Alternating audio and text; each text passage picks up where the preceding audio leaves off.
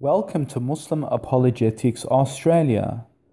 In this video, we're going to be showing how Paul, the apostle and the prophet of the Christian faith, was also indeed possessed by Satan. If you open up your Bibles, read 2 Corinthians 12:7. That says, "He was given a messenger of Satan to torment him, and he felt the pain of Satan in his flesh." It's clear Satan was inside Paul, the founder of Christianity. So unlike Jesus, where Jesus didn't have Satan inside him, and you can watch my video below this video, I show how Jesus was possessed by Satan also. Paul was, I think, even more affected than Satan than Jesus was, because Paul actually had Satan inside him, putting pains and torments even into his flesh.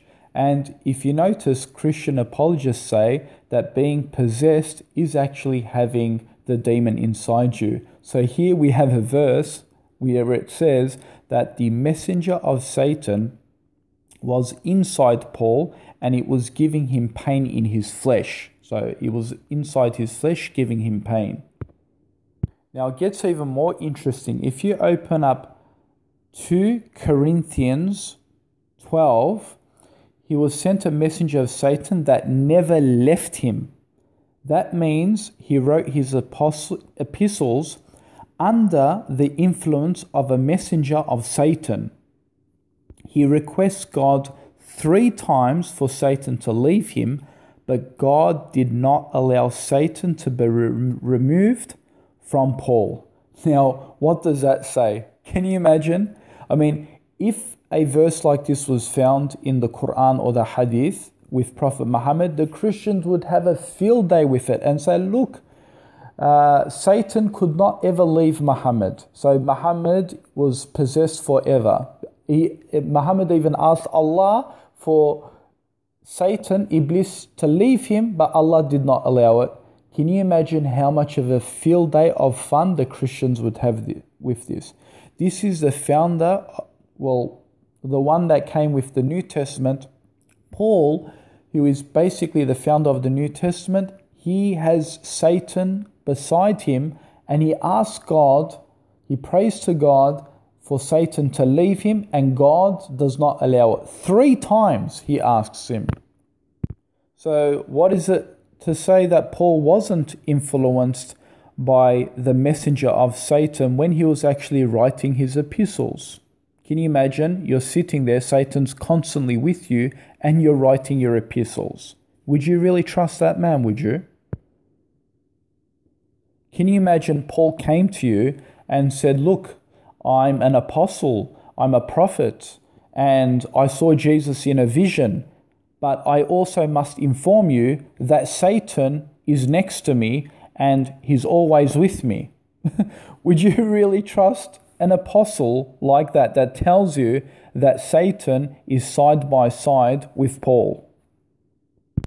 Now it's interesting because in the book of Acts 26:13-14, Paul claims to see a light in heaven and he claims it's Jesus, but then the man contradicts himself and says in 2 Corinthians 11:3-14, he says that Satan can even appear as the angel of light. So Paul then says he saw a light, so which could mean that that was actually Satan himself and not actually Jesus. In fact, if you open up John 8:4, it says, the sign of an antichrist is one who is a murderer from the beginning.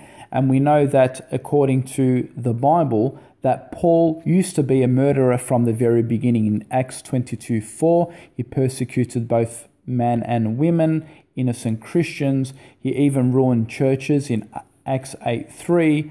And God even says, whoever destroys my temple, in 1 Corinthians 3:17, it says that God will destroy him. So you can see that Paul showed clear signs of being devil-possessed all the way through while murdering and killing Christians, and the guy became the founder of Christianity. Amazing, isn't it? Interesting, because if you open up a biblestudy.org questions, and I can put the hyperlink below this video, notice how God says he will be destroyed, and Christians tell us that Paul was destroyed by having his head cut off. So, I mean, that probably explains it. And if you open up 2 Corinthians 12:16, Paul said that he would catch people using the method of trickery. And, this is deception, trickery. So he showed some attributes of being influenced by Satan. Read 2 Corinthians 12:16. And you can also read 1 Corinthians 9 through to 20, where Paul did taqiyya lies. He claimed that he was under the law of Moses, but he himself was not under the law. He actually admits to this, but he did so in order to convert people to Christ. So he was using the form of taqiyya and deception. So all in all, Paul had a messenger of Satan in him to torment him. It didn't let him go. He even prayed to God for God to let him go, but God did not allow it to go. So Paul had a companion of Satan continuously with him. Unlike the Prophet Muhammad, who was also assigned to Satan, but the Prophet Muhammad said in many Sahih hadiths that his jinn, that his Satan actually became a believer. So you see the difference. The Prophet Muhammad had a devil assigned to him. It became a believer. It clearly says that his jinn became a believer. But Paul's Satan, his jinn, it didn't become a believer. It was always an apostate. It was always an infidel. It was always an evil being. So there you have it.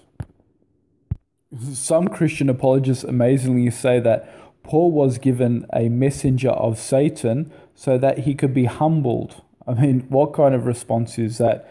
Yes, I agree, he was humbled to write lies in his epistles under the influence of Satan. I caught you by trickery, Paul would say. It's amazing when they talk about Prophet Muhammad having Satan, they don't say, it was about being humbled or showing humbleness. But when it comes to biblical prophets, you have all these excuses and bunch of nonsense, pathetic responses, really.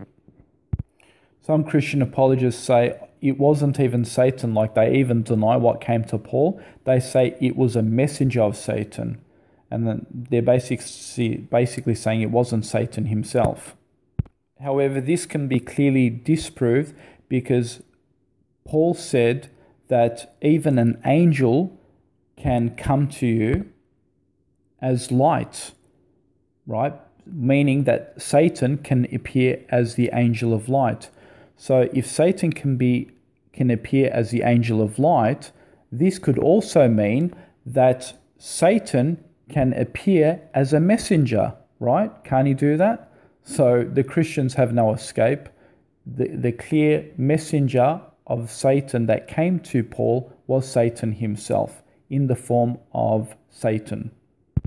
I mean, why would it torment him? Why would it go in his flesh and hurt him? It's clear signs of Satan. It's not some simple, mysterious messenger.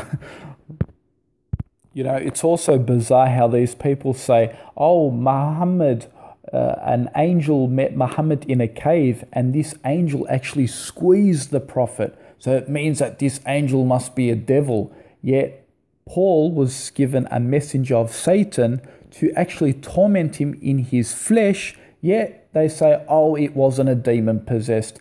It wasn't a demon spirit. I mean, what kind of a nonsense is that? What kind of absurdities is that? They make one claim against the Prophet Muhammad, yet their own prophet feel physical pain and being hurt by the devil, yet they don't claim he's a false prophet. Amazing. So yes, the conclusion is this. If your Paul had Satan attached to him, imagine Paul came to you to convince you he is a prophet and said, I must tell you, I have Satan with me. Are you going to believe this guy? You know what the answer is.